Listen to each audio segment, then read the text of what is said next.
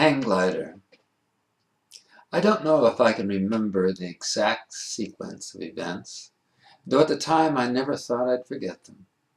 True, they happened so fast, suddenly over, the morning so beautiful. They had the air of unreality. The hang gliders were setting up at the edge of the cliff. I'd grown used to them.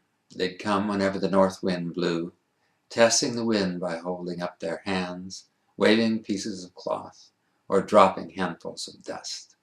They'd do this for half an hour while erecting the gliders, some black and gold, others pure white or red. I don't remember the glider in question. I may not even have seen it, so used to the whole process had I become. I continued my morning routine in the trailer. Yes, I lived temporarily in a trailer while the new tower being built. It must have been October. You'd never know it, the air so warm, the sky so clear, the gliders taking off one by one. I may have been in the middle of shaving or eating breakfast. I don't remember clearly. I'd already taken my morning walk, I'm sure of that. The leaves had fallen and the berries were bright red. Suddenly, two women came running up to the trailer. "Quick, call an ambulance. He's been hurt." I didn't know who or what they were talking about. "One of the gliders." I asked him if they were sure he'd been hurt. He had to be. He went straight down on the rocks. 200 feet. I called the dispatcher at the office and told him what happened. He wanted more information. "Two guys have gone down to see how he is." My God, should we call his wife? Call the hotel and let the group leader know.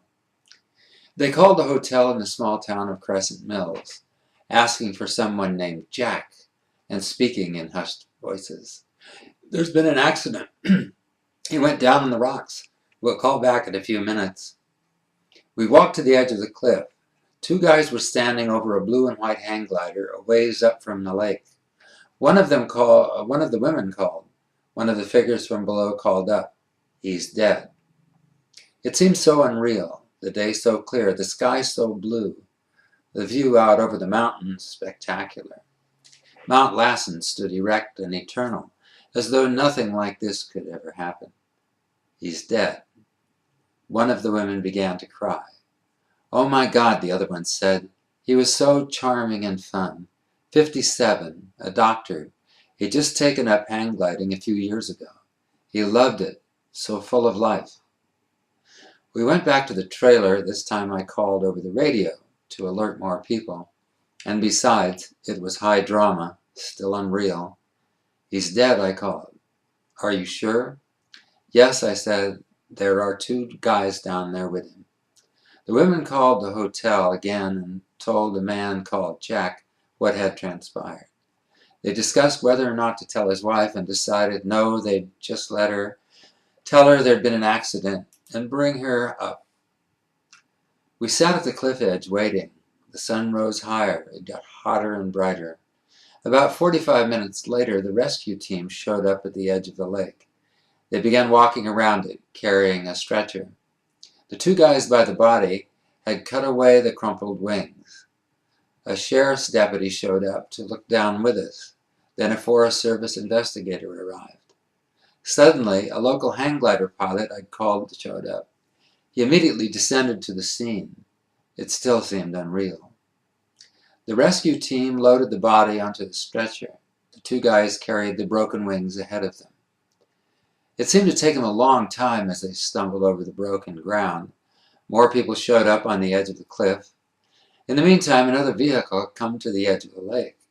From it came the eerie howling of a dog. It howled and howled. Was it the dog of the deceased, howling for its master? I never knew.